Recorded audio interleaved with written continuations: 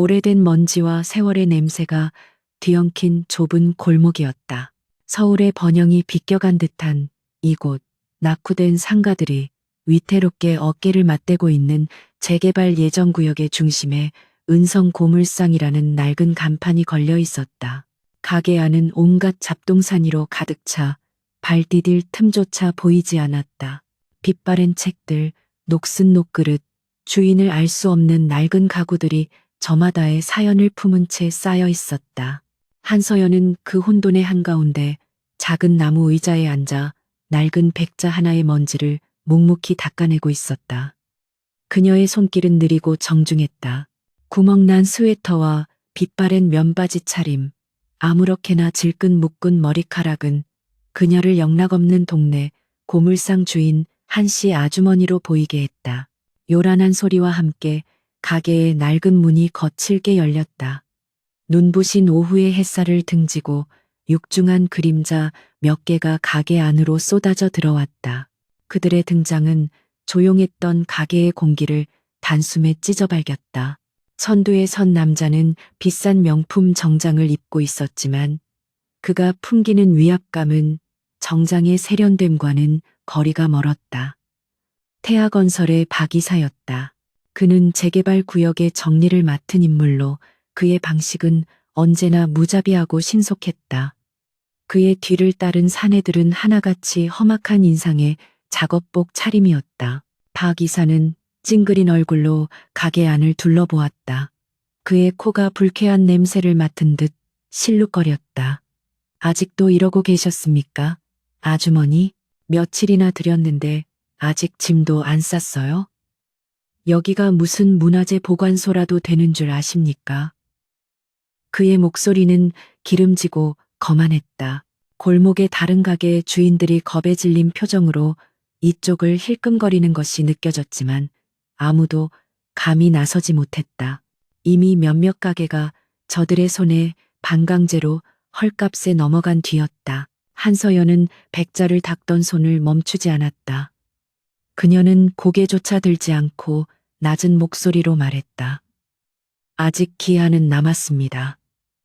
보상 협의도 제대로 끝나지 않았고요. 그녀의 목소리는 얇았지만 그 안에 담긴 평온함이 오히려 박 이사의 심기를 건드렸다. 그는 어이없다는 듯 헛웃음을 터뜨렸다. 협의? 무슨 협의가 더 필요합니까? 회장님께서 자비롭게 제시한 금액입니다. 이딴 쓰레기 더미에 그만한 돈을 준다는 것만으로도 감사해야 할 판에 박 이사가 손짓하자 부하 하나가 다가와 서류철을 그녀 앞에 거칠게 내던졌다.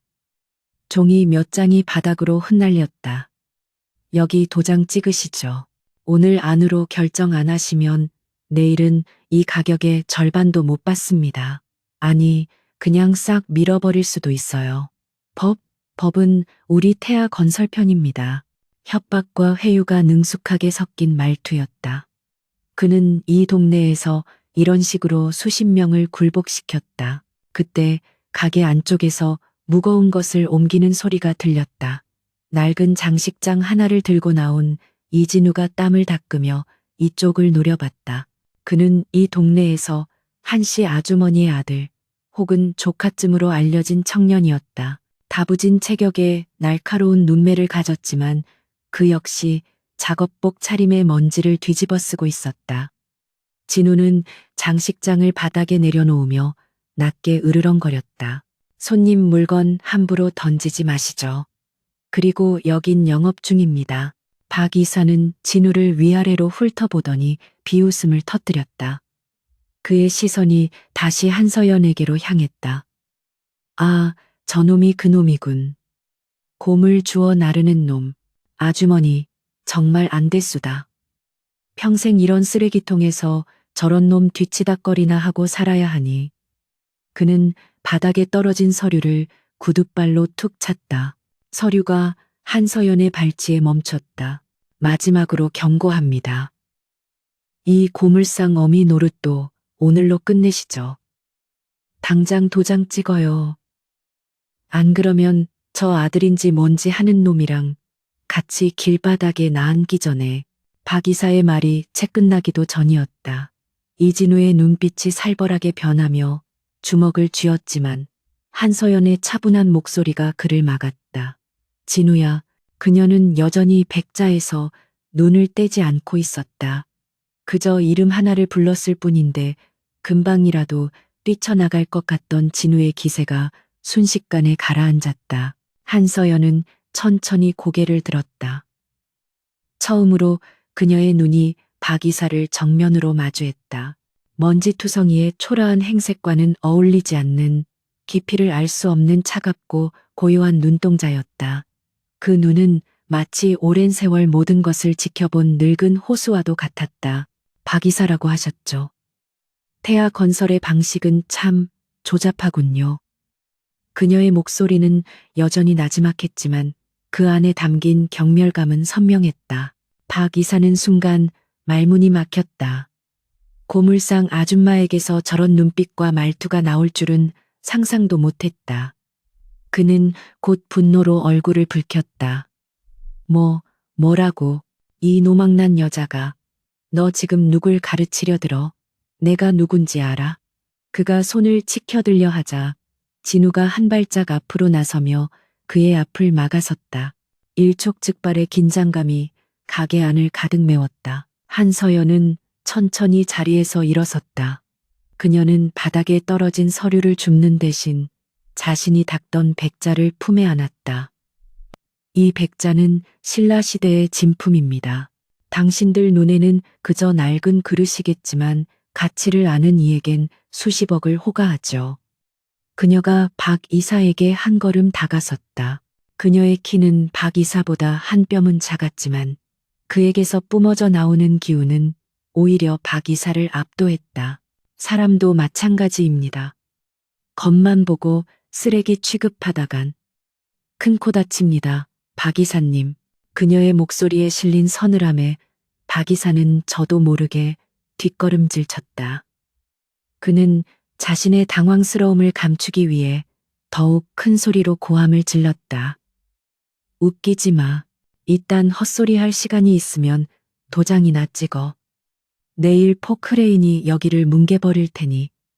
그땐 그 잘난 백자고 뭐고 다 박살날 줄 알아. 박 이사는 부하들에게 눈짓했다. 가자. 저 여편네가 제정신이 아니니 내일 법대로 집행한다. 다들 들었지? 오늘까지 가게 안 비우면 모든 책임은 저 여자한테 있는 거야. 그는 마지막으로 한서연을 경멸하듯 쏘아보고는 거칠게 돌아섰다. 무리들이 썰물처럼 빠져나가고 가게 문이 쾅 닫혔다. 다시 찾아온 정적 속에서 골목 밖으로 그들의 요란한 웃음소리와 욕설이 희미하게 들려왔다. 이진우는 분을 사귀지 못한 채 거친 숨을 몰아쉬었다. 회장님, 저놈들을 그냥 두실 겁니까? 저 자식. 감히 회장님께 고물상, 어미라니.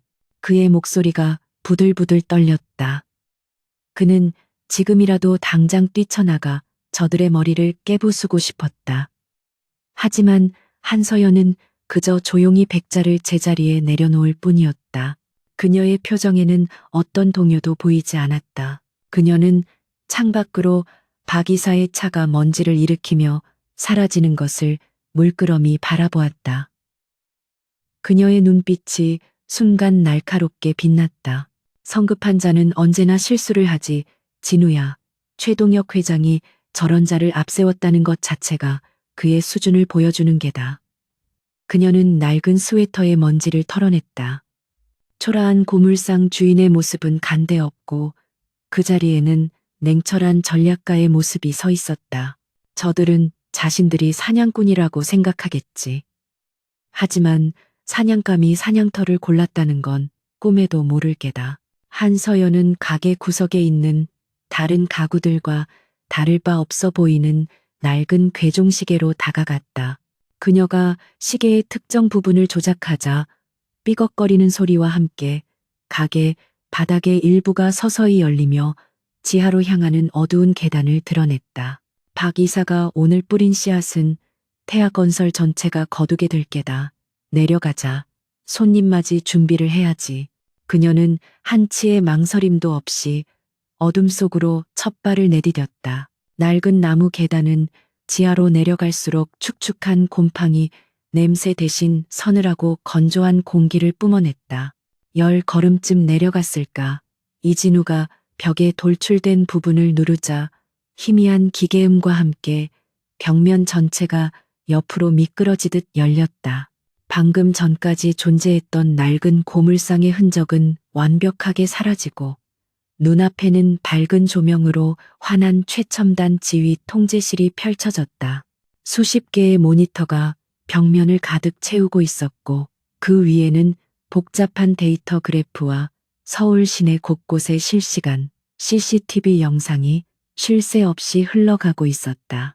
방 한가운데의 거대한 홀로그램 테이블 앞에는 단정하게 맞춤 제작된 슈트를 입은 한 남자가 서 있었다. 은성그룹의 공식적인 얼굴, 부회장 강민혁이었다. 그는 한씨 아주머니의 초라한 모습에서 완벽하게 한서연 회장으로 돌아온 그녀를 향해 정중하게 고개를 숙였다. 회장님, 오셨습니까? 그의 목소리에는 조금 전박이사가 보였던 경멸감과는 차원이 다른 절대적인 존경심이 배어 있었다.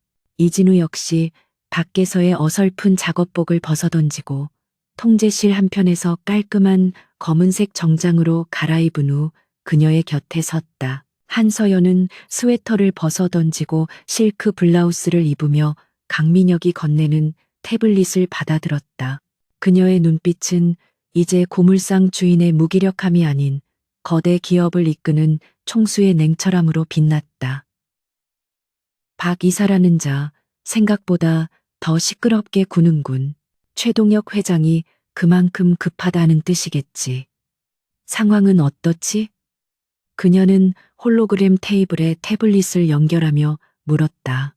강민혁이 테이블을 조작하자 태아건설의 로고와 함께 복잡한 자금 흐름도가 3D 그래픽으로 떠올랐다. 말씀하신 대로입니다. 이 재개발 구역은 표면적인 명분일 뿐 실제 목적은 태아건설의 불법 비자금 세탁 통로입니다. 최동혁은 이 프로젝트를 통해 최소 5천억 원의 자금을 해외 페이퍼 컴퍼니로 빼돌릴 계획입니다. 그가 그래프의 한 부분을 확대했다. 자금은 여러 단계의 유령 회사를 거쳐 최종적으로는 은성그룹의 주식을 매입하는 데 사용될 예정이었다. 역시 단순한 비자금 조성이 아니었어. 한서연이 입술을 비틀었다. 내 것을 노리고 있었군. 멍청한 늙은이, 자신이 호랑이 굴에 제 발로 걸어 들어오고 있다는 것도 모르고 이진우가 옆에서 보고했다. 박 이사를 포함한 태아건설 임원들의 자금 계좌 추적 결과 그들 대부분이 최동혁의 차명 계좌를 관리하고 있었습니다. 박 이사 개인 계좌로도 상당한 금액이 흘러 들어갔고요. 오늘 그가 보인 오만함은 그 돈에서 나오는 자신감이겠죠. 한서연은 고개를 끄덕였다. 최동혁은 항상 그런 식이었지. 돈과 폭력으로 모든 것을 해결할 수 있다고 믿는 자야. 그는 내가 은퇴 후 조용히 물러나 있는 줄 알겠지만 내가 왜 하필 이 먼지 구덩이에 은성 고물상을 차렸는지 그는 죽을 때까지 모를 게다. 그녀의 시선이 한쪽 벽면을 가득 채운 모니터로 향했다. 거기에는 태아건설 본사, 최동혁의 자택, 심지어 박 이사가 자주 찾는 룸살롱의 모습까지 실시간으로 중계되고 있었다. 이곳 은성 고물상의 지하는 은성그룹의 비밀 정보 부서 그림자의 심장부였다. 한서연이 10년 전 공식적으로 경영 일선에서 물러난 직후부터 비밀리에 구축한 곳이었다. 그녀는 자신의 제국이 외부의 적뿐만 아니라 내부의 배신으로도 무너질 수 있음을 알았기에 모두의 눈을 피해 가장 낮고 어두운 곳에 자신의 눈과 귀를 심어두었다. 이진우는 그녀가 직접 걷어 키운 그림자의 현장 총책임자였다. 강민혁이 다시 입을 열었다. 최동혁의 계획은 예상보다 치밀합니다. 그는 단순한 자금 세탁을 넘어 빼돌린 돈으로 우리 그룹의 적대적 M&A를 시도할 준비를 하고 있었습니다. 특히 은성바이오와 은성화학 쪽 지분을 비밀리에 매입 중입니다. 만약 이 재개발 프로젝트가 성공적으로 마무리되면 그는 우리 지주회사의 경영권을 위협할 만한 지분을 확보하게 됩니다. 그가 날 얕봤군. 한서연의 목소리가 얼음장처럼 차가워졌다. 내가 늙고 병들어서 판단력이 흐려졌다고 생각했겠지. 자신이 버림판에 스스로 갇히게 될 줄은 모르고. 그녀는 홀로그램 지도를 확대해 재개발 구역 전체를 띄웠다. 최동혁은 이 구역을 완전히 밀어버리고 싶어 안달이나 있어. 그가 서두를수록 실수는 잦아질 게다. 그녀는 이진우를 바라보았다. 진우야, 박 이사가 오늘 나에게 고물상 어미라고 했겠다. 그가 그 말을 한 것을 뼈저리게 후회하게 만들어줘야지. 태아건설의 하청업체들 리스트를 다시 검토해라. 그들 중 가장 약한 고리, 최동혁의 비자금과 직접적으로 연결된 업체를 찾아. 그리고 그 업체가 스스로 무너지도록 도와줘라. 이진우의 눈이 빛났다. 알겠습니다, 회장님. 마침 자금난에 시달리는 하청업체가 몇 군데 있습니다. 태아건설의 불기둥이 될 겁니다. 그는 즉시 자신의 단말기를 꺼내 명령을 하달하기 시작했다. 한서연의 전략은 언제나 명확했다. 적의 가장 강한 부분을 직접 치는 것이 아니라 가장 약한 지지대부터 무너뜨려 스스로 붕괴하게 만드는 것이었다. 한서연은 다시 강민혁을 향했다. 강 부회장, 자네는 공식적인 경로로 움직여야 해. 은성그룹의 이름으로 태아건설이 진행 중인 모든 프로젝트의 안정성에 대한 우려를 표명하게. 금융권에 은성그룹의 자금 회수 가능성을 흘려 최동혁의 돈줄을 서서히 조이는 거다. 그가 자신의 발등에 떨어진 불을 끄느라 정신없을 때 우리는 그의 목을 칠 준비를 끝내야 한다. 그렇게 되면 최동혁이 반발할 겁니다. 언론 플레이를 시도할 수도 있습니다. 강민혁이 신중하게 말했다. 한서연은 차갑게 웃었다. 상관없네. 그가 시끄럽게 떠들수록 대중은 태아건설의 재정 상태에 의문을 품게 될 거야. 나는 그가 나를 공격할 시간을 주지 않을 생각이다. 그는 자신이 누구를 건드렸는지 깨닫기도 전에 모든 것을 잃게 될 테니. 그녀는 다시 지휘 통제실 중앙에 섰다. 수십 개의 화면 속에서 서울의 화려한 밤이 시작되고 있었다. 하지만 이 지하 공간의 공기는 그 어느 때보다 차갑고 팽팽했다. 최동혁은 이 낡은 고물상이 자신의 제국을 무너뜨릴 지진의 진원지가 될 줄은 상상도 못하겠지. 그는 나를 고물상 어미라고 불렀지만 곧 알게 될 게다. 그 어미가 사실은 자신을 잡아먹을 암사자였다는 것을. 한서연은 자신의 손에 들린 낡은 백자를 내려다보았다. 박 이사가 쓰레기 취급했던 바로 그 백자였다. 가치를 모르는 자에게는 진품도 고물에 불과하지. 하지만 우리는 그 가치를 안다. 그녀는 백자를 다시 한번 부드럽게 닦았다. 이제 본격적으로 청소를 시작해볼까. 이 구역의 쓰레기들부터 치워야겠어. 강 부회장, 1단계 시작하게. 강민혁이 깊이 고개를 숙였다. 명령대로 시행하겠습니다, 회장님.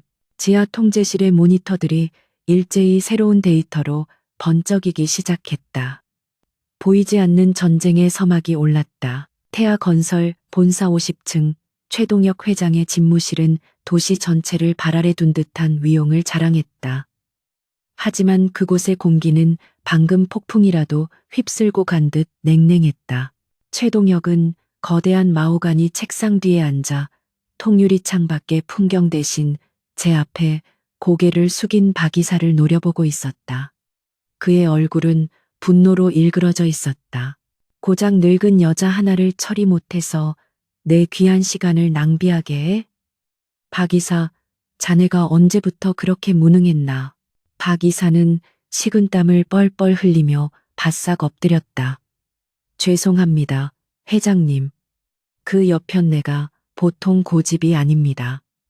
게다가 그 조카인지 아들인지 하는 놈이 눈빛이 영. 하지만 걱정 마십시오. 이미 다음 단계를 준비해뒀습니다. 그는 어제 고물상 어미에게 당했던 알 수 없는 위압감을 애써 지워버리려 했다. 최동혁은 코웃음을 쳤다. 다음 단계. 자네에게 맡긴 게 실수였군. 이 재개발 건이 내 큰 그림에 얼마나 중요한지 잊었나? 은성그룹 놈들을 치기 위한 실탄이 여기서 나온단 말이다.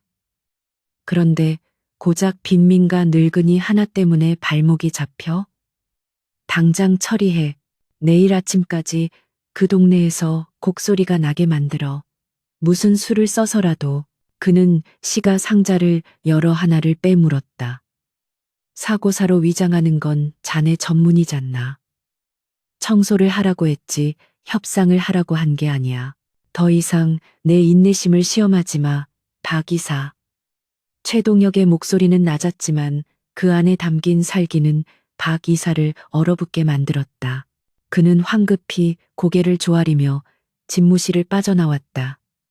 그의 눈에는 이제 자비심 대신 도끼만이 서려 있었다. 그날 밤 재개발 구역의 좁은 골목은 유난히 어둡고 스산했다. 자정을 넘긴 시각, 대부분의 가게가 문을 닫고 깊은 잠에 빠져들었다. 은성 고물상 역시 굳게 닫혀 있었지만 한서연은 지하 통제실이 아닌 2층의 작은 쪽방에서 창밖을 내다보고 있었다. 이진우는 가게 밖 어둠 속에 몸을 숨긴 채 주변을 경계하고 있었다. 불길한 예감이 골목 전체를 감돌았다. 새벽 2시경 정적을 깬 것은 고물상 바로 옆집 노부부가 운영하는 작은 분식집에서였다. 불이야, 불, 콜록, 여보, 할머니의 비명소리가 밤 공기를 갈랐다. 순식간에 시뻘건 불길이 낡은 목조 건물을 집어삼켰다. 연기가 삽시간에 골목을 메웠다. 박 이사의 부하들이 골목 양끝에서 불길을 만족스럽게 바라보며 어둠 속으로 사라지는 것이 이진우의 눈에 포착되었다. 젠장. 이진우는 욕설을 내뱉으며 고물상 문을 박차고 뛰쳐나왔다. 할머니, 괜찮으세요? 그는 젖은 수건으로 코와 입을 막고 불타는 가게 안으로 뛰어들 준비를 했다. 할머니가 울부짖으며 그를 붙잡았다. 우리 영감이 안에 있어. 다리가 불편해서. 망설일 틈이 없었다. 이진우는 거친 기세로 타오르는 문을 걷어차고 화염 속으로 몸을 던졌다. 한서연은 2층 창문에서 이 모든 것을 지켜보고 있었다. 그녀의 얼굴은 그림자에 가려 표정을 읽을 수 없었지만 두 손을 굳게 쥐고 있었다. 몇 분 뒤 이진우가 연기에 까맣게 그을린 할아버지를 둘러엎고 비틀거리며 밖으로 나왔다. 그는 할아버지를 바닥에 눕히고는 거친 기침을 토해냈다. 곧이어 요란한 사이렌 소리가 골목을 가득 메웠다. 사고는 성공적으로 일어난 것처럼 보였다. 지하 통제실의 공기는 얼음장처럼 차가웠다. 이진우는 샤워를 마치고 다시 정장 차림으로 돌아왔지만 그의 눈에는 분노의 불길이 채 가시지 않았다. 회장님, 명백한 방화입니다. 박 이사 그놈이 사람 목숨까지 파리처럼 여기는 놈입니다. 당장 잡아 넣어야 합니다. 모니터에는 소방관들이 불길을 잡는 모습과 겁에 질린 동네 주민들의 모습이 교차되어 나타났다. 강민혁 부회장의 표정도 굳어 있었다. 소방서 쪽 초기 보고서는 누전으로 인한 합선으로 올라올 겁니다. 이미 박 이사가 손을 써놨습니다. 최동혁은 이 화재로 겁을 먹은 주민들이 알아서 떠나주길 바라고 있겠죠. 그는 한서연을 바라보았다. 회장님, 이 이상 저들의 만행을 지켜보고만 있을 수는 없습니다. 한서연은 불타버린 분식집에 잔해를 보여주는 화면을 응시하고 있었다. 그녀의 목소리는 지독할 정도로 침착했다. 최동혁이 선을 넘었군. 그는 나를 위협하기 위해 무고한 사람들을 희생시켰어. 자신이 사자의 꼬리를 밟았다는 것을 전혀 모르는 모양이야. 그녀는 천천히 돌아섰다. 그녀의 눈에는 더 이상 온기라고는 찾아볼 수 없었다. 계획 변경이다. 1단계를 즉시 실행한다. 그녀는 이진우를 바라보았다. 진우야, 네가 확보한 박 이사의 횡령 증거, 자금 세탁 내역, 전부 다듬어서 태아건설 내부 감사팀이 아니라 그의 경쟁자인 서 상무에게 익명으로 넘겨라. 박 이사가 회장 돈뿐만 아니라서 상무라인의 돈에도 손을 댔다는 증거를 교묘하게 섞어서. 이진우의 눈이 번뜩였다. 알겠습니다. 개들끼리 서로 물어뜯게 만들겠습니다. 박 이사는 이제 방화 따위에 신경 쓸 여유가 없을 겁니다. 그는 즉시 자신의 자리로 돌아가 암호화된 파일을 전송하기 시작했다. 외부의 적보다 내부의 적이 더 무서운 법이다. 한서연은 다시 강민혁에게 시선을 돌렸다. 강 부회장, 오늘 아침 해가 뜨는 즉시 은성 캐피탈을 포함한 우리 측 금융사들을 움직이게, 태아건설과 거래하는 모든 하청업체들의 대출 상환을 압박하고 신규 대출을 전면 중단시켜. 특히 자금난에 시달리는 업체들부터 골라서. 강민혁은 즉각 의도를 파악했다. 그렇게 되면 태아건설의 공사 현장 최소 67군데가 동시에 멈추게 됩니다. 자재 공급이 끊기고 인부들 임금이 체불되겠죠. 최동혁은 비자금은커녕 당장 눈앞에 불을 끄기에도 급급해질 겁니다. 그게 내가 원하는 그림이야. 한서연이 차갑게 말했다. 최동혁은 돈의 힘을 맹신하지. 그렇다면 돈으로 그를 질식시켜야지. 그는 이 불길이 어디서 시작되었는지 절대 알지 못할 게다. 그저 자신의 제국이 모래성처럼 무너지는 것을 지켜볼 뿐. 그녀는 은성 고물상의 CCTV 화면을 켰다. 가게는 불길의 열기에도 불구하고 아무런 피해 없이 굳건히 자리를 지키고 있었다. 박 이사는 나를 고물상 어미라고 불렀지. 하지만 그는 몰랐을 게다. 이 고물상이 사실은 태풍의 눈이었다는 것을. 그녀는 통제실 벽면에 태아건설의 조직도와 자금 흐름도를 띄웠다. 오늘부터 청소를 시작한다. 가장 더러운 쓰레기 박 이사부터. 다음날 아침 서울 금융가의 심장부인 여의도는 보이지 않는 폭풍의 전야처럼 긴장감이 감돌았다.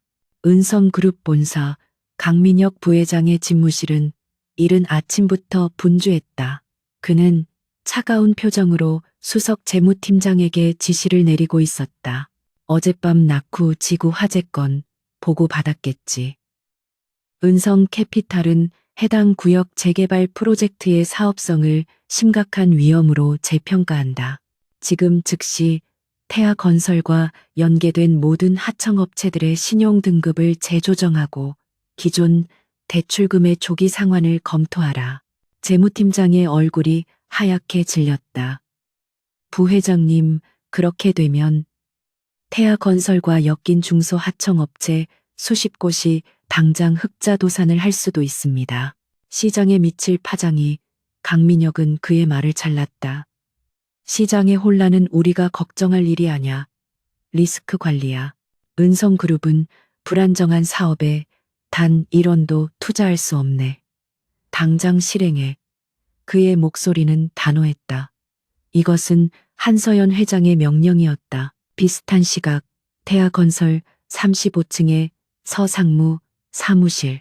박 이사의 오랜 경쟁자인 그는 자신의 태블릿에 막 도착한 익명의 이메일을 확인하고 있었다. 처음에는 스팸 메일이라 생각했지만 첨부된 파일을 여는 순간 그의 눈이 커졌다. 파일 안에는 박 이사가 재개발 구역의 보상금을 횡령하고 유령 하청 업체를 통해 자금을 세탁한 정확한 내역이 담겨 있었다.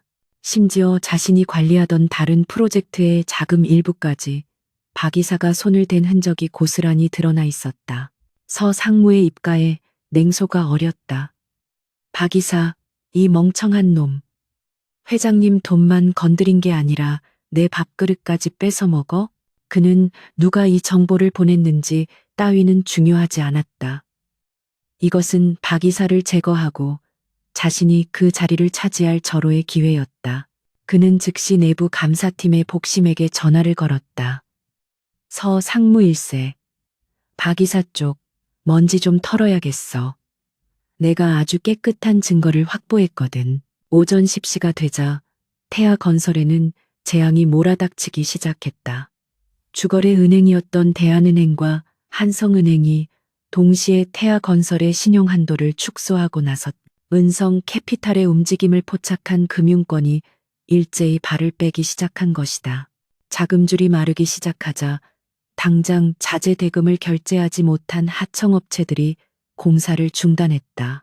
태아건설이 진행하던 전국의 20개가 넘는 건설 현장이 동시에 멈춰섰다. 최동혁 회장의 집무실은 그야말로 아수라장이었다. 이게 다 무슨 소리야? 은행놈들이 단체로 미쳤나? 은성그룹? 강민혁 그놈이 감히 내 뒤통수를 쳐? 최동혁은 책상 위에 서류를 쓸어버리며 포효했다. 그는 어젯밤의 방화 사건이나 고물상 늙은이는 까맣게 잊고 있었다. 그의 눈에 이것은 오직 은성그룹이 태아건설을 집어삼키기 위해 벌이는 고전적인 기업 사냥의 시작일 뿐이었다. 강민혁, 그놈이 한서연 회장이 물러나니 아주 기고만장해졌군. 감히 나를 상대로 전쟁을 선포해? 최동혁은 자신의 제국이 흔들리는 것을 느끼며 불안감에 휩싸였다. 하지만 그는 여전히 이 모든 사태의 진원지가 자신이 그토록 경멸했던 고물상엄이라는 사실은 꿈에도 알지 못했다. 그의 오만함은 그의 눈을 완벽하게 가리고 있었다. 그는 이 위기를 타개할 방법은 오직 하나뿐이라고 생각했다. 바로 더 큰 돈이었다. 그때 박 이사가 사색이 되어 집무실 문을 박차고 들어왔다. 회장님, 큰일 났습니다. 서상무 그놈이 갑자기 내부 감사를 시작했습니다. 제 사무실과 컴퓨터를 압수해 갔습니다. 박 이사는 이제 재개발 구역 따위가 문제가 아니었다. 자신의 목숨줄이 끊어지기 직전이었다. 최동혁은 불난집에 부채질하는 박 이사를 살기 어린 눈으로 쏘아봤다. 이런 쓸모없는 놈, 지금 회사 전체가 불타고 있는데 고작 내부 감사 따위로 호들갑이야. 내 놈이 횡령한 거 내가 모를 줄 알았나? 당장 내 놈이 싸지른 똥부터 치워 내 눈앞에서 사라져. 박 이사가 쫓겨나듯 사라지자 최동혁은 비서에게 으르렁거렸다. 당장 해외 투자자들, 아니 그 친구들에게 연락해. 일정이 앞당겨졌다고. 당장 만나야겠어. 정상적인 루트가 막혔으니 비상 루트를 뚫어야지. 그는 창밖을 내다보며 시가를 물었다. 강민혁, 내 놈이 내 돈줄을 막았다고 생각하겠지. 하지만 내가 상대하는 돈의 규모는 내 놈 상상을 초월한다. 그는 자신의 불법 자금 세탁 파트너이자 거대 범죄 조직인 해외 투자자들에게 손을 내밀기로 결심했다. 그가 더 깊은 수렁으로 스스로 걸어 들어가는 순간이었다. 같은 시각 지하 통제실. 한서연은 수십 개의 모니터를 통해 태아건설의 주가가 폭락하고 건설 현장들이 멈춰서는 모습을 말없이 지켜보고 있었다. 강민혁 부회장에게서 실시간 보고가 들어왔다. 회장님, 계획대로입니다. 최동혁의 돈줄이 거의 다 막혔습니다. 지금 그는 발악을 할 겁니다. 이진우가 옆에서 모니터 하나를 가리켰다. 최동혁의 비서가 암호화된 위성전화로 특정 번호에 연락하는 모습이 포착되었다. 움직이기 시작했습니다. 그 친구들에게 연락하는군요. 최동혁이 재개발 공사 현장에서 긴급 회동을 요청한 것 같습니다. 비자금을 현물로 받으려는 속셈인 듯합니다. 한서연은 차가운 미소를 지었다. 쥐를 구석으로 몰았으니 이제 숨겨둔 마지막 비상구로 도망치려 하겠지. 하지만 그 비상구는 내가 일부러 열어둔 함정이다. 그녀는 자신이 그토록 경멸했던 고물상의 CCTV 화면을 바라봤다. 최동혁은 자신만만하게 이 판을 짰다고 생각하겠지만 사실은 처음부터 내 손바닥 위에서 놀아나고 있었어. 그가 그토록 원하던 재개발 현장이 그의 무덤이 될 게다. 그녀는 이진우를 바라보며 명령했다. 진우야, 손님 맞이 준비를 해야지. 성대하게. 그리고 박 이사도 그 파티에 초대해야 하지 않겠나. 그가 가장 빛나는 순간이 될 테니 그녀의 눈이 서늘하게 빛났다. 태아 건설의 제국은 안팎으로 무너져 내리고 있었다. 주가는 연일 폭락했고 채권단은 압류 절차에 들어갔다. 최동혁은 자신의 호화로운 집무실에 사실상 감금된 신세였다. 모든 정상적인 자금줄이 막혀버린 지금 그가 기댈 곳은 오직 그늘 속의 친구들 뿐이었다. 그는 재개발 구역에 버려진 공사 현장에서 그들과의 비밀 접선을 준비했다. 그곳은 외부의 시선을 피하기에 완벽한 장소였다. 그는 이 마지막 거래를 통해 막대한 현금을 확보하고 이 지옥 같은 나라를 떠나 호화로운 도피 생활을 꿈꿨다. 그의 탐욕은 마지막 순간까지도 식을 줄 몰랐다. 같은 시각 박 이사는 지옥의 한가운데에 서 있었다. 서 상무가 주도한 내부 감사는 그의 모든 비리를 낱낱이 파헤쳤다. 그는 회장의 비자금 관리라는 명목하에 저지른 개인적인 횡령까지 모두 뒤집었을 위기에 처했다. 최동혁은 이미 그를 꼬리로 결정하고 버린 뒤였다. 비서실은 그의 전화를 받지 않았고 법무팀은 그에게 불리한 증거들을 차곡차곡 모으고 있었다. 배신감과 절망감에 휩싸인 그는 미친 개처럼 날뛰었다. 그는 이 모든 불행이 그 낡아빠진 고물상에서 시작되었다고 확신했다. 그래, 그 늙은 여편네. 그 여자가 모든 일의 원흉이야. 박 이사의 비틀린 정신은 논리적인 사고를 상실했다. 그는 한씨 아주머니가 재개발 반대 세력의 우두머리이며 그녀만 제거하면 이 모든 상황을 뒤집을 수 있으리라는 망상에 사로잡혔다.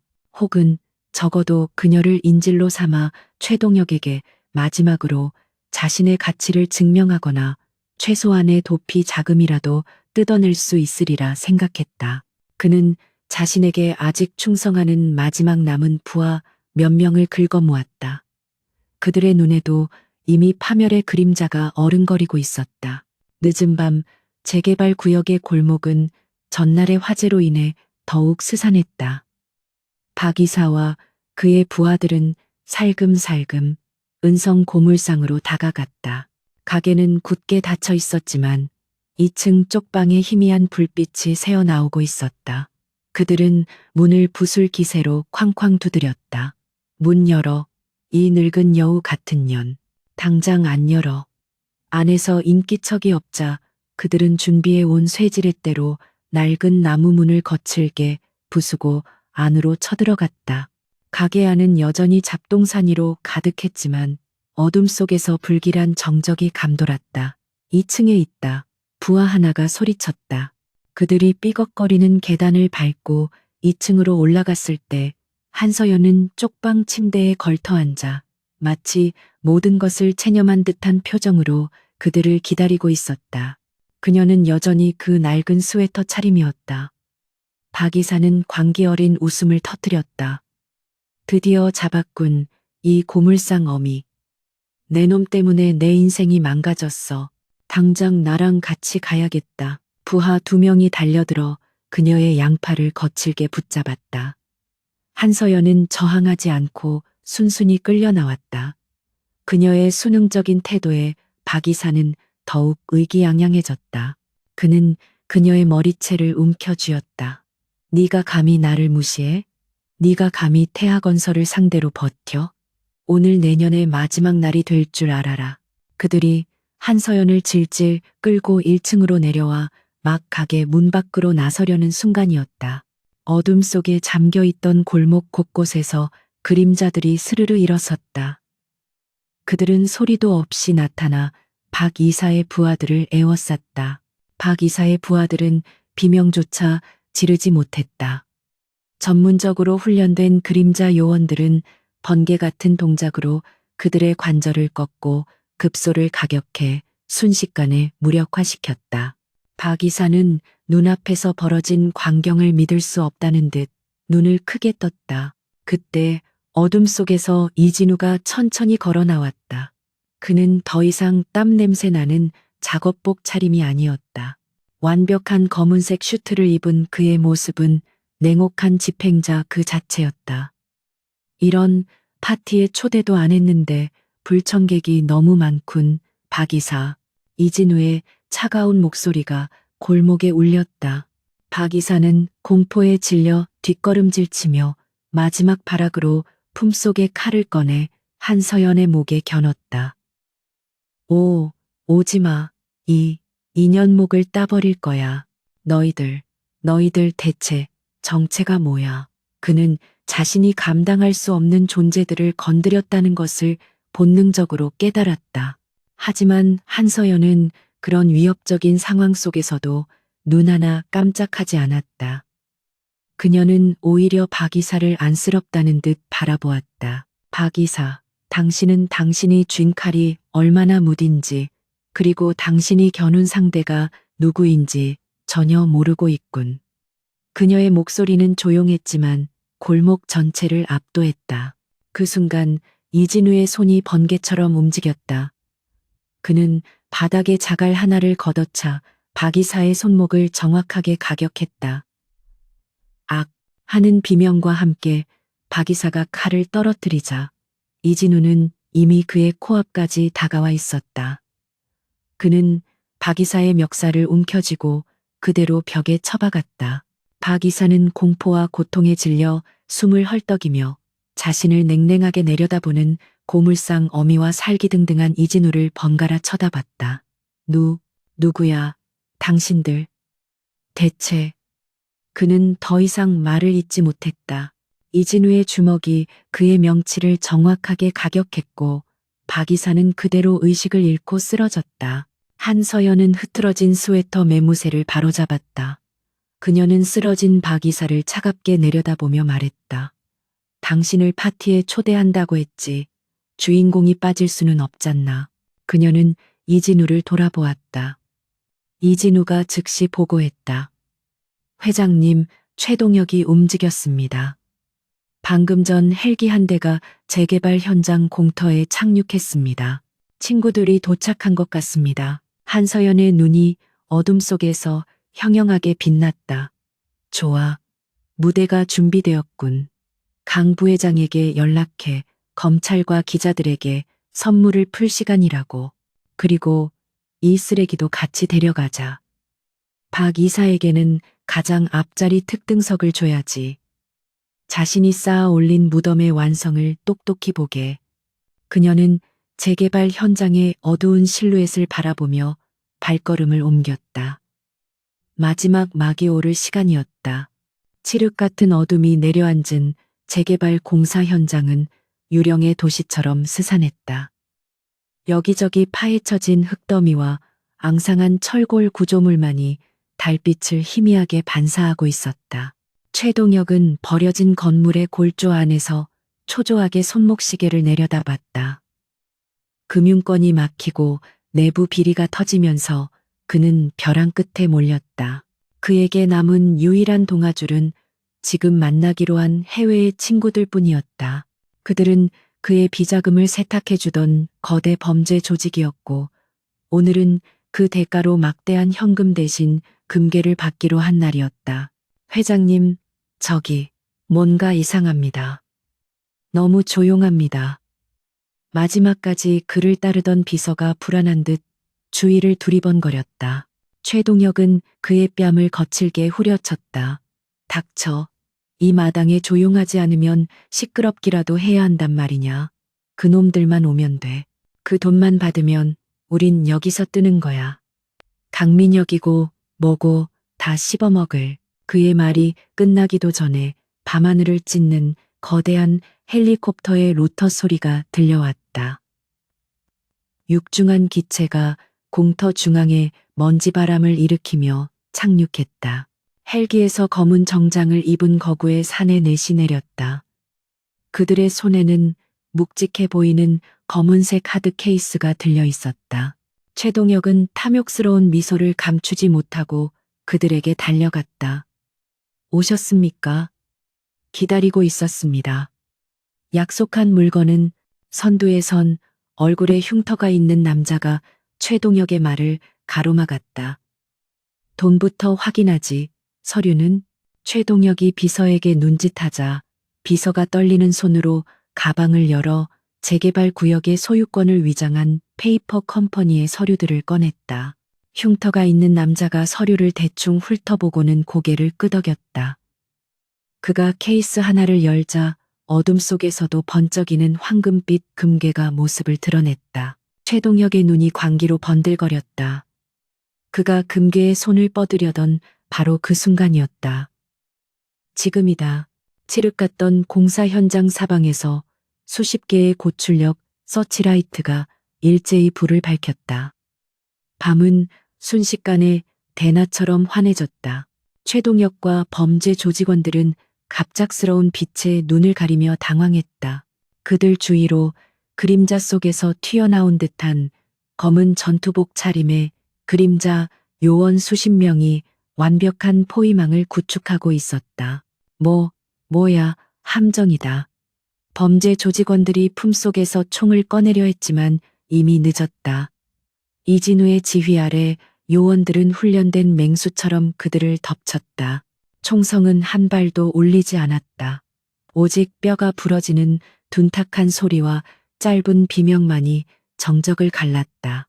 불과 1분도 안 되어 거구의 조직원들은 모두 바닥에 무력화되어 쓰러졌다. 그들은 상대가 되지 않았다. 최동혁은 이 비현실적인 광경에 공포에 질려 도망치려 했다. 하지만 그의 앞을 완벽한 슈트 차림의 이진우가 막아섰다. 최동혁은 이진우를 알아보지 못했다. 너는 누구야? 당장 비켜. 이진우는 대답 대신 어깨에 둘러매고 있던 자루를 최동혁의 발치에 내던졌다. 자루에서 굴러나온 것은 의식은 있지만 공포로 완전히 제정신이 아닌 박이사였다. 박이사? 최동혁이 당황해 뒷걸음질 쳤다. 박이사는 최동혁을 보자마자 기어가려 애쓰며 애원했다. 회장님, 살려주십시오. 저놈들이 저를. 이진우는 그런 박이사를 경멸하듯 내려다보며 최동혁에게 말했다. 파티의 주인공을 데려왔습니다. 최동혁 회장. 당신의 가장 충실한 개말입니다. 내 놈이 감히. 최동혁이 분노로 소리치려던 그때 어둠 속에서 최고급 세단 한 대가 서치라이트의 빛을 가르며 천천히 다가왔다. 차가 멈춰서고 운전석에서 내린 강민혁 부회장이 뒷좌석 문을 열었다. 최동혁의 눈이 경악으로 물들었다. 강 부회장? 자네가 왜 여기에? 이 모든 게 자네가 꾸민 짓이었나? 이 배신자. 강민혁은 대답 대신 차에서 내리는 여성을 향해 정중하게 고개를 숙였다.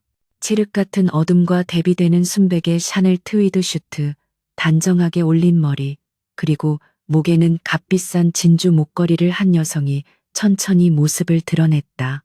그녀의 구두 소리가 정적을 깨고 공사 현장에 울려 퍼졌다.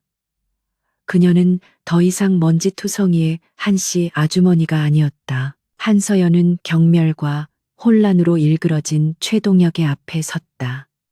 최동혁은 그녀를 알아보는데 몇 초가 걸렸다. 그의 눈이 믿을 수 없다는 듯 크게 뜨였다. 너는 그 고물상 늙은이. 그의 목소리가 염소처럼 떨려 나왔다. 네가 어떻게 강 부회장과? 한서연은 싸늘한 미소를 지었다. 내 이웃이 될 뻔했던 분인데 인사가 늦었군요. 최동혁 회장. 그녀의 목소리는 고물상에서의 그 나지막한 목소리였지만 지금은 그 안에 수만 근의 무게와 권위가 실려 있었다. 당신이 그토록 멸시하며 고물상 어미라고 불렀던 여자. 당신의 개가 내 목에 칼을 겨누려 했던 바로 그 여자입니다. 그녀는 최동혁에게 한 걸음 더 다가섰다. 그녀의 눈빛은 얼음장보다 차가웠다. 하지만 당신이 모르는 게 하나 더 있지. 나는 은성그룹의 회장 한서연이다. 최동혁의 얼굴에서 핏기가 완전히 가셨다. 그는 숨조차 쉬지 못했다.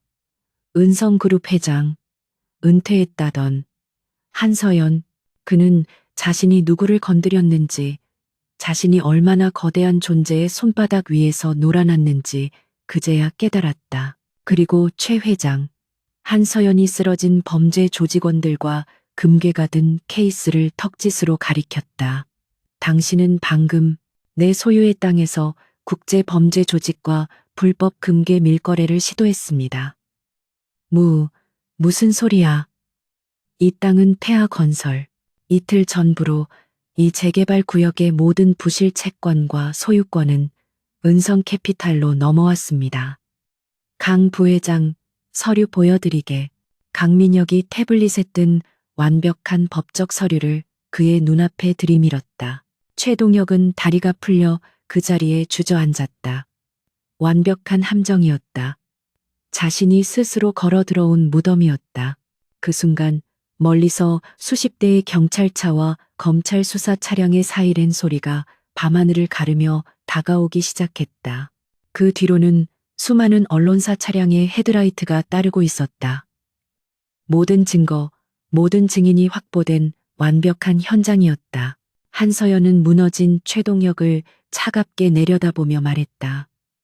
당신은 가치를 몰랐지. 그래서 모든 것을 잃는 게다. 요란한 사이렌 소리가 정적을 깨고 재개발 현장을 가득 메웠다.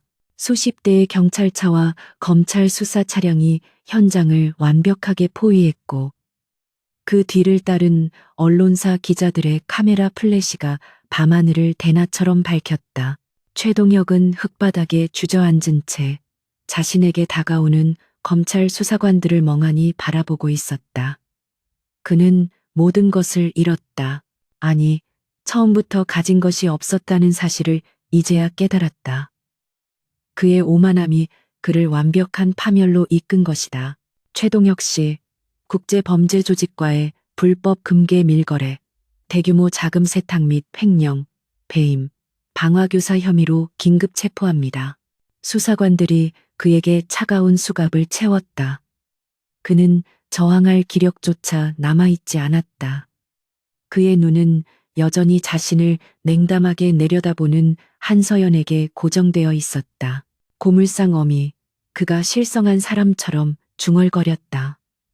그 경멸적인 호칭이 이제는 자신을 향한 조롱처럼 들렸다. 박 이사 역시 부하들과 함께 체포되었다. 그는 한서연과 눈이 마주치자 공포에 질려 고개를 숙였다.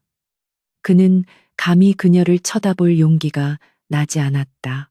자신이 늙은 여편네라며 모욕했던 여인이 대한민국 재계를 움직이는 거대 그룹의 총수였다는 사실을 그는 도저히 감당할 수 없었다. 그의 비참한 말로는 이미 정해진 것이나 다름없었다. 한서연은 이 모든 혼란의 중심에서 마치 폭풍의 눈처럼 고요하게 서 있었다. 강민혁 부회장이 그녀에게 다가와 외투를 걸쳐 주었다. 회장님, 모든 것이 계획대로 마무리되었습니다. 언론에는 은성그룹 불법 재개발 비리 현장 급습의 결정적 제보라는 제목으로 보도 자료가 배포될 겁니다. 한서연은 고개를 끄덕였다. 그녀는 스포트라이트를 원하지 않았다. 그녀의 복수는 시끄러운 환호가 아닌 완벽한 질서의 회복으로 완성되는 것이었다. 카메라 플래시가 쉴 새 없이 터졌지만 기자들은 감히 한서연에게 접근하지 못했다. 이진우와 그림자 요원들이 그녀 주위에 철통 같은 방어막을 치고 있었다. 기자들은 단지 저 멀리서 은성그룹의 신비에 쌓인 젠 회장 한서연이 어떻게 이 거대한 범죄 현장에 서 있게 되었는지만을 추측하며 셔터를 눌러댈 뿐이었다. 그녀의 등장은 그 자체로 대한민국 재계를 뒤흔들 거대한 뉴스였다. 다음 날, 대한민국은 발칵 뒤집혔다. 태아건설의 최동혁 회장이 불법 재개발 비리는 물론 국제범죄조직과의 연루 혐의로 현장에서 체포되었다는 소식이 모든 뉴스의 헤드라인을 장식했다. 태아건설의 주가는 개장과 동시에 휴지 조각이 되었고 그룹은 사실상 공중분해 절차에 들어갔다. 최동혁이 수십 년간 쌓아 올린 탐욕의 제국은 단 하룻밤 만에 잿더미로 변해버렸다. 더욱 충격적인 것은 이 모든 일의 중심에 은성그룹의 한서연 회장이 있었다는 사실이었다. 언론은 그녀가 어떻게 고물상 주인으로 위장 잠입하여 거대한 비리의 뿌리를 캐냈는지에 대해 앞다투어 보도했다. 고물상 어미라 불리던 여인, 알고 보니 재계의 여제라는 자극적인 제목의 기사들이 쏟아졌다. 대중들은 그녀의 대담한 전략과 치밀한 계획에 경악과 찬사를 동시에 보냈다. 그녀는 순식간에 부패한 권력에 맞선 정의의 상징으로 떠올랐다. 사건이 마무리되고 몇 주가 지났다. 재개발 구역은 새로운 활기를 띠기 시작했다. 한서연의 지시로 은성그룹은 태아건설의 부실 프로젝트를 전면 재검토했다. 불법적이고 폭력적인 재개발 계획은 백지화되었다. 대신 은성재단을 통해 원주민들을 위한 합리적인 보상안과 주거 개선 사업이 시작되었다. 화재로 가게를 잃었던 분식집 노부부는 은성그룹의 지원으로 더 크고 깨끗한 가게를 열고 다시 웃음을 찾을 수 있었다. 그리고 그 동네의 중심, 은성고물상은 그 자리에 그대로 보존되었다. 더 이상 잡동사니로 가득 찬 낡은 가게가 아니었다.